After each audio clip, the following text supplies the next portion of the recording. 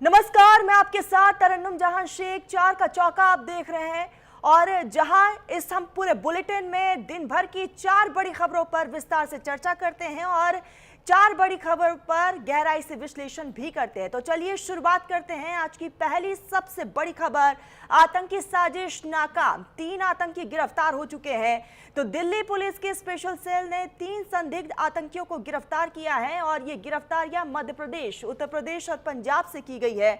शुरुआती जांच में सामने आया है कि तीनों आतंकियों के पाकिस्तानी खुफिया एजेंसी आईएसआई से सीधे लिंक जुड़े हुए हैं। बताया ये भी जा रहा है कि ये सभी आरोपी आईएसआई से जुड़े आतंकी शहजाद भट्टी के नेटवर्क से भी ताल्लुक रखते हैं। स्पेशल सेल काफी समय से इनके नेटवर्क पर नजर रख रहा था। फिलहाल तीनों संदिग्धों से पूछताछ जारी है और पुलिस को इनके जरिए बड़े आतंकी मॉड्यूल का खुलासा भी होने की उम्मीद है। हाल ही में अनमोल बिश्नोई ने शहजाद भट्टी से अपनी जान को खतरा बताया था। पुलिस इस एंगल से भी इस पूरे मामले को लेकर तहकीकात में जुटी हुई है। दूसरी सबसे बड़ी खबर, जहरीली कफ सिरप आरोपी गिरफ्तार। कप सिरप मामले के मास्टरमाइंड और भगोड़े शुभम जायसवाल के पिता भोला प्रसाद को सोनभद्र पुलिस ने कोलकाता एयरपोर्ट से गिरफ्तार किया है। ये गिरफ्तारी उस समय हुई जब वो कहीं भागने की तैयारी कर रहे हैं। पुलिस ने बताया कि अवैध रूप से कप सिरप के कारोबार की वजह से कई लोगों की जान जा चुकी है। गिरफ्तारी के बाद पुलिस ने मामले की गहन जांच भी शुरू कर दी है। अधिकारियों का कहना है कि इस तरह के उत्पादों की बिक्री पर रोक लगाने के लिए सख्त कदम उठाए जाएंगे।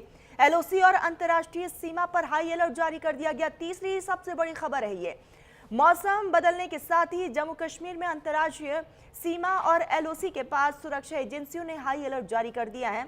आपको बता दें कि मौसम बदलते ही सीमा पार बैठे आतंकी एक बार फिर से घुसपैठ की फिराक में हैं।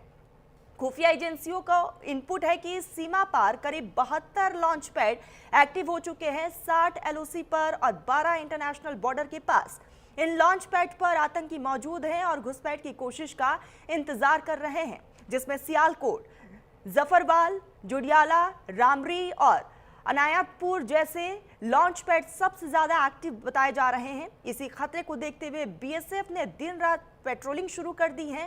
साथ ही सीमा पर सुरक्षा दोगुनी बढ़ा दी गई है। चौथी सबसे बड़ी खबर, नक्सलवाद पर नकेल कसा जा रहा है। छत्तीसगढ़ के दंतेवाड़ा में नक्सलवाद के खिलाफ बहुत बड़ी जीत हुई है। एक साथ 37 खतरनाक माओवादियों ने अपने हथियार डाल दिए हैं और मुख्य धारा में वापस लौटा है। आत्मसमर्पण करने वालों में 12 महिला नक्सली भी शामिल है। इनके पास से भारी मात्रा में हथियार, गोला बारूद और विस्फोटक भी बरामद हुआ है। बस्तर क्षेत्र में नक्सल संगठन को यह अब तक का सबसे बड़ा झटका माना जा रहा है और ये सभी नक्सली पिछले कई सालों से जंगलों में छिपे हुए थे। इनमें से कई पर पुलिस ने 5-5 लाख रुपए तक का इनाम घोषित कर रखा था। तो ये 4 बड़ी खबर जिस पर हमारी नजर बनी हुई है और विस्तार से हर एक खबर को डिटेल में हम आप तक पहुंचाएंगे। तो सबसे पहले रुक कर लेते हैं इस वक्त की बड़ी खबर का। तो ये 4 बड़ी खबरें हैं जिस पर विस्तार से हम चर्चा करेंगे कि किस तरीके से दिल्ली में 3 आतंकियों को गिरफ्तार किया गया है। फिलहाल उनसे पूछताछ की जा रही है। दूसरी तरफ छत्तीसगढ़ में यहाँ पर नक्सलियों पर नकेल कसा गया है और नक्सलियों ने आत्मसमर्पण कर दिया है। पूरी खबर क्या है 4 के चौका में हम आपको बताएंगे। दूसरी तरफ जो है कई ऐसी खबरें हैं जिसको लेकर चर्चाएं बहुत ज्यादा हो रही है। तो सबसे पहले अगर हम बात कर ले छत्तीसगढ़ में किस तरीके से नेटवर्क जो है नक्सलवाद का, उस पर नकेल करने की कोशिश लगातार प्रशासन की हो रही है और इसी कड़ी में ये बड़ी कामयाबी के तौर पर इसे देखा जा रहा है। तो ये 4 बड़ी खबरें हैं जिस पर लगातार हमारी नजर बनी हुई है और 4 के चौका में हर एक खबर को डिटेल तक हम आप तक सबसे पहले पहुंचाएंगे। तो सबसे पहले और बड़ी खबर यही है कि दिल्ली में 3 आतंकियों को गिरफ्तार किया गया है। कई आतंकी नेटवर्क से ये जुड़े हुए हैं और हम आपको ये भी बताएंगे कि कौन कौन से नेटवर्क से ये जुड़े हुए हैं और अब तक के पूछताछ में क्या कुछ खुलासे हुए हैं। दूसरी सबसे बड़ी खबर छत्तीसगढ़ से जुड़ी हुई है। छत्तीसगढ़ में किस तरीके से नक्सलवाद के खिलाफ यहाँ पर बड़ी कार्रवाई को अंजाम दिया जा रहा है, उस खबर को भी हम विस्तार से आप तक पहुंचाएंगे। तो इसी बीच बड़ी खबर छत्तीसगढ़ से है। छत्तीसगढ़ में नक्सलवाद के खिलाफ बड़ी कार्रवाई को अंजाम दिया गया है। आपको बता दें कि नक्सलवाद के खिलाफ ये बड़ी कार्रवाई हुई है। 37 नक्सलियों ने आत्मसमर्पण कर दिया है। दंतेवाड़ा में सभी 37 नक्सलियों ने सरेंडर किया है। तो ये बड़ी खबर आ रही है। भारी मात्रा में हथियार, गोला बारूद भी बरामद कर लिया गया है।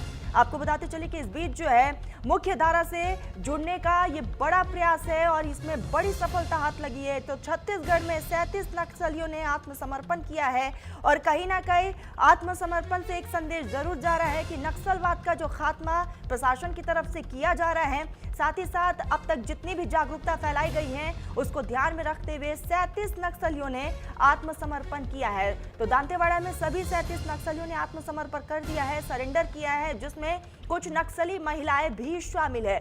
तो मुख्य धारा से जोड़ने की कोशिश लगातार सरकार की रही है और कहीं ना कहीं उसी में ये बड़ी कामयाबी भी इसे माना जा रहा है। तो छत्तीसगढ़ में 37 नक्सलियों ने आत्मसमर्पण किया है।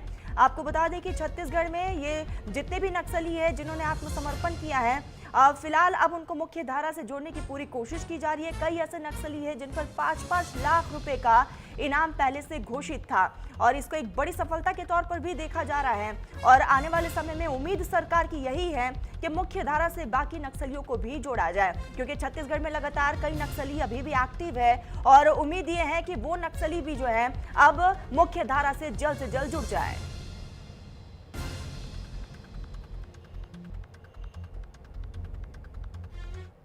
बड़ी घटनाएं जैसे जो 2024 में मुठभेड़ हुई है, गोबेल में इनकाउंटर हुआ था और उसके बाद तुलतुली में मुठभेड़ हुआ था, तो विभिन्न मुठभेड़ों में ये लोग शामिल रहे। कमलेश खुद उस मुठभेड़ में था जिसके बाद उसने आंध्र प्रदेश में जाकर आत्मसमर्पण किया है। तो उसका डिटेल भी हम लोगों ने प्रेस नोट में डाला है कि बाकी तो अभी आत्मसमर्पण किया इन्होंने, तो जो विस्तृत जानकारी है इनसे आगे पूछताछ करने के बाद और हमें पता चलेगा तो पृथक से बताया जाएगा। इसमें टोटल 27 इनामी है, 37 में 27 इनामी नक्सली है, कुल 65 लाख का इनाम। रेजिडेंट एडिटर संजय हमारे साथ जुड़ चुके हैं। संजय, 37 नक्सलियों ने आत्मसमर्पण किया है, अपने आप में कि बड़े सफलता के तौर पर देखा जा रहा है और साथ ही जिस तरीके से नक्सलवाद का एक बहुत बड़ा रैकेट जो है एक्टिव था, कहीं ना कहीं उनको भी एक बड़ा मैसेज दिया गया है। बिल्कुल, देखिए जैसा छत्तीसगढ़ में हम देख रहे हैं, छत्तीसगढ़, तेलंगाना या फिर आंध्र प्रदेश, ये जो पूरा एक समझिए एक बॉर्डर होता है जहां पर कि ये पूरे नक्सल जो है, नक्सल गतिविधियां हैं वो लगभग केंद्रित थी। और पिछले हम 1.5 साल में देख रहे हैं कि पिछले 1.5 साल में जितने भी अभियान चलाए गए हैं, जितने भी सुरक्षा बलों ने कार्रवाइयां की हैं, तो बड़ी संख्या में नक्सली मारे गए हैं या फिर गिरफ्तार हुए हैं या फिर उन्होंने आत्मसमर्पण किया है।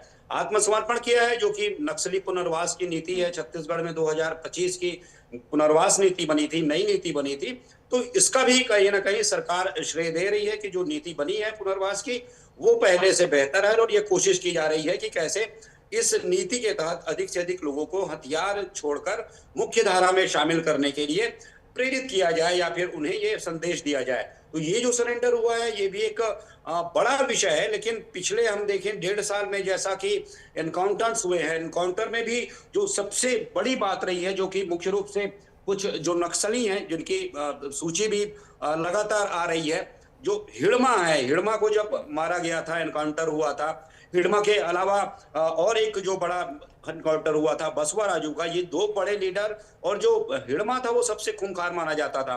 उसके अलावा भूपेश और जो आत्मसमर्पण हुआ है, रूपेश और भूपति ने आत्मसमर्पण किया है। तो ये अब माना जा रहा है कि धीरे धीरे छत्तीसगढ़, तेलंगाना और आंध्र के बीच जो पूरा एक त्रिकोण है और यहाँ पर जितने बड़े नक्सल नेता थे, मुख्य रूप से यही पूरा नक्सलवाद का एक पूरा कहा जा सकता है कि केंद्र था।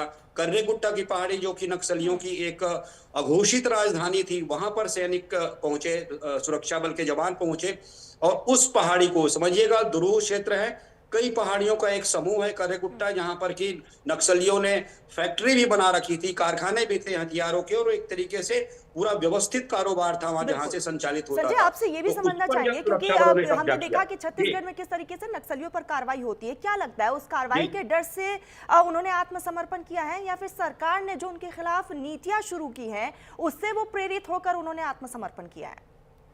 देखिए, मिली जुली कई बातें हैं, कोई एक ऐसा बड़ा कारक नहीं है, मिली जुली कई बातें हैं। एक तो पुनर्वास की नीति, दूसरा ये भी देखा जा रहा है, बार बार हम देख रहे हैं कि पर्चे आ रहे हैं, पर्चों में बातें कही जा रही हैं, नक्सलियों की ओर से कथित पर्चे हैं, उसमें ये कहा जा रहा है कि उन्हें समय दिया जाए आत्मसमर्पण के लिए। हाल में ही एक पर्चा आया था नक्सली संगठन की ओर से जिसमें कहा गया था कि उन्हें आत्मसमर्पण के लिए समय दिया जाए।